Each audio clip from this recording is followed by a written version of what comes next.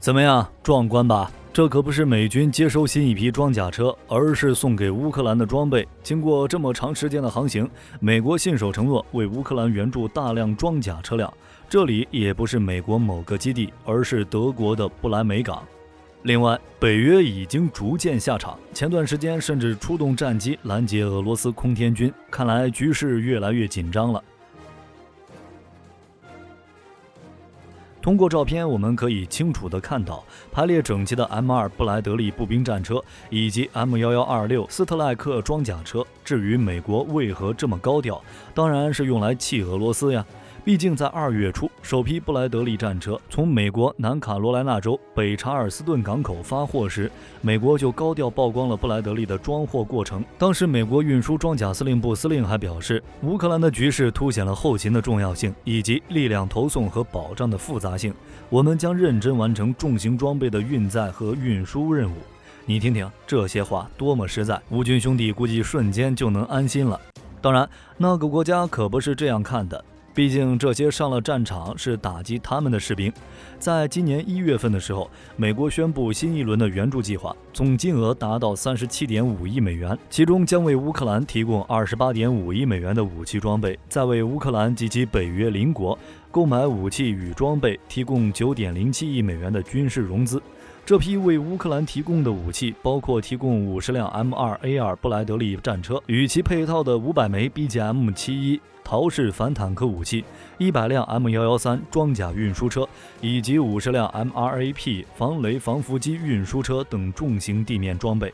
除此之外，乌军炮兵部队也能获得新装备了。美国将提供18辆 M109A6 帕拉丁自行榴弹炮，还有同等数量的弹药运输车，配套的7万发155毫米榴弹、500发制导炮弹以及1200发远程反装甲地雷系统炮弹。这可是当初台湾朋友都没买到的装备啊！没想到美国这么大方，居然为乌克兰提供了。当然了，这是因为乌克兰更需要这种装备。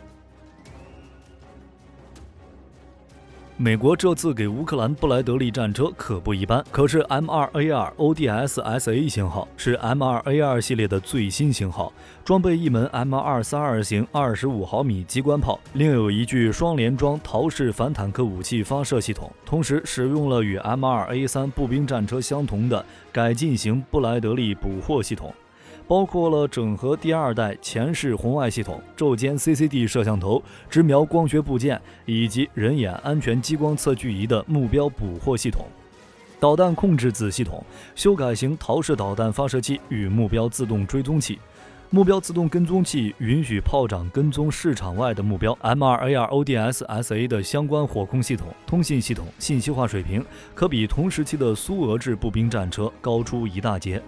与其一起抵达不来梅港口的还有90辆 M1126 斯特赖克装甲车。当初美国决定向乌克兰援助布莱德利的时候，也传出了提供一批斯特赖克的消息。不过这款轮式装甲车并没有包含在援助清单中，有可能是驻欧美的新到装备。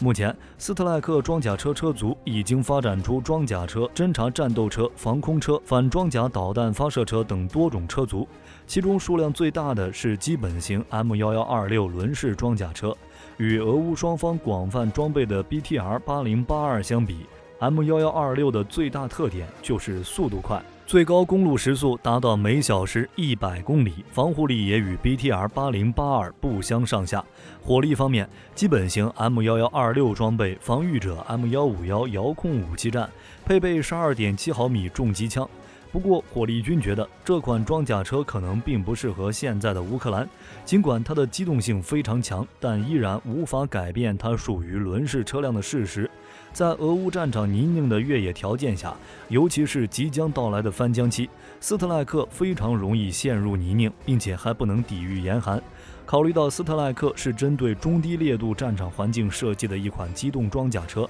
在俄乌这种高烈度战争中，并不能取代履带式重甲车辆的作用。这就意味着，随着战事的继续，履带式重甲车辆才是乌克兰最需要的。按照美国援助的计划，这批原乌装备将运输到德国和波兰的训练场，因为在1月份，乌军车组人员就已经在德国境内开始利用驻德美军的布莱德利步兵战车进行训练。据说这些乌军为新组成的第47突击旅，未来将装备布莱德利和黄鼠狼2款北约步兵战车。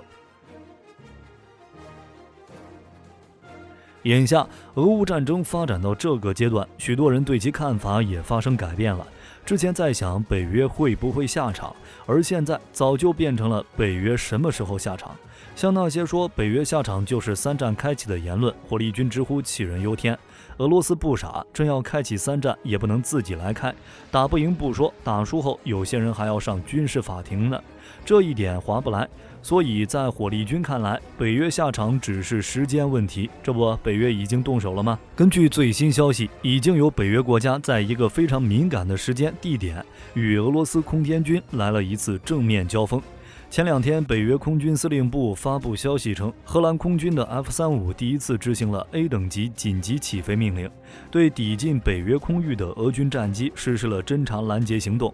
事情的经过是这样的，首先是德国的情报网率先发现了异常，在经过辨认之后发现，出现在雷达屏幕上的战机是俄罗斯空天军。俄罗斯出动了1架伊尔20M 和2架苏27战斗机，从加里宁格勒向北约防务区飞来。伊尔20M 是俄罗斯基于伊尔18改进而来的电子侦察机，是从1970年开始量产，现在仍是俄罗斯实施空中侦察任务的主力之一。当德国情报网络发现这3架俄军飞机之后，立刻将航向与位置发给了北约空军司令部，并派出了自己的台风战斗机，准备对3架俄军飞机实施早期监视。在确认俄军飞机是朝着波兰空域飞行后，北约空军司令部觉得俄军机的行动对北约防务空域已经造成了威胁，所以才下达了 A 等级紧急起飞命令。不过，执行紧急起飞命令的并不是波兰空军，反而是荷兰空军，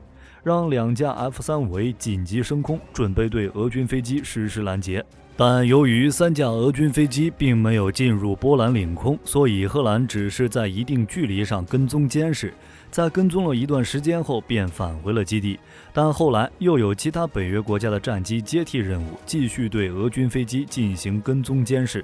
简单来说，荷兰这2架 F-35A 战斗机是以北约战机的身份进行跟踪监视的，也可以说这是北约与俄军的一次正面交锋。虽然根据现有信息来看，双方飞机并未在这次交锋中有任何危险举动，荷兰空军不过就是对俄军的战机进行伴飞，直到其离开波兰附近上空。但问题是，在眼下这个时间节点发生这样的事情，不得不让人多想。很多人看到这里就疑惑了，明明抵近的是波兰空域，为何起飞的是荷兰空军呢？这是因为在上个月，为了加强北约东翼的安全，北约决定让荷兰空军的8架 F-35A 部署在波兰，其中4架担负2、3月份的空中警戒巡逻任务，另外4架 F-35A 主要和盟友进行战术训练。除了这8架 F-35A 以外，荷兰还向波兰派遣了一支150人的特遣小队，目前都驻扎在距离波兰港口城市格但斯克约60公里的马尔堡第22战术空军基地。波兰也从美国订购了 F-35战机，只是目前还没有交付。所以，为了加强北约东翼的防御态势，已经装备 F-35的北约国家都会前往波兰进行轮换部署。此次北约多国合作跟踪监视俄军飞机，既是北约实践守望相助的防御理念和协同作战的一个良机，同时也有向俄罗斯秀肌肉的意味。波兰表示，此次事件发生在俄罗斯加里宁格勒附近的国际空域，该地区其与波兰的立陶宛接壤。从这件事可以看出，俄军担心加里宁格勒有所闪失，才会出动3架飞机进行巡航。毕竟这一飞地太靠近欧洲了，而且这块地方对于俄罗斯来说非常重要，是俄军在波罗的海沿岸的重要港口，其战略位置可以让俄军波罗的海舰队不必绕到北欧，就能直接穿越北冰洋。去年3月，俄罗斯就把能够搭载短程或中程弹道导弹上的核弹头部署在加里宁格勒。只是这次出动遇到了北约空军的跟踪监视，无奈之下，俄军飞机在北约空军伴飞的情况下，只能乖乖离开了。对于这一点，俄罗斯国防部既没有肯定，也没有否认。按理说，这种事件时有发生，在加里宁格勒附近的几个国家应该早就见怪不怪了。但荷兰以北约成员国的身份派出战机对俄军进行拦截，这一点就有些不同寻常了。所以就有人觉得这是北约故意拉俄罗斯的面子，刺激俄罗斯做出过激反应，这样北约就有下场的前提条件了。也正因为这个原因，俄军飞机才会忍气吞声。最近几周，俄军加大了在乌东、乌南地区的进攻。除了巴赫穆特以外，俄军还在卢甘斯克发动猛攻，并且还突破了乌军2道防线。不久前，俄军突然在克里米亚发动反攻，将乌军逼退至森林地带。在俄军的猛烈攻势下，乌军设置在森林的第1、2道防线被接连攻克。由于俄军行动太过突然，导致乌军措手不及，最终只能选择撤退。俄罗斯国防部还发布消息称，俄军在克里米亚南部森林的反攻已经取得了重要成功。与此同时，正在参加北约防长会议的奥斯汀也表示，俄乌冲突正式进入决定性时刻，乌军预计将在短时间内发动大反攻。美国在加快对乌援助的同时，也要去乌克兰在战场上取得重大进展。目前，乌克兰正在积蓄力量，等待西方援助的重型装备到位，预计将在3月份发动反攻。而在此之前，乌军总人数要增加到100万人。在西方援助不断升级以及乌军计划反攻的背景下，俄军也在为接下来的攻势做准备。目前正在俄乌边境集结战机，似乎要发动空中攻势。主要打击方向不是基辅，也不是利沃夫，而是顿巴斯地区。另外，近期从伊朗飞往俄罗斯的军用运输机也越来越频繁，正在有大量伊朗制造的无人机被运输到俄罗斯。在俄乌战争中，俄军主要使用远程导弹、炮兵和地面部队进行战斗，空天军还没有大规模投入战场。而这一次，俄罗斯打算发动一场全面空中打击，试图一举摧毁乌军在顿巴斯的阵地。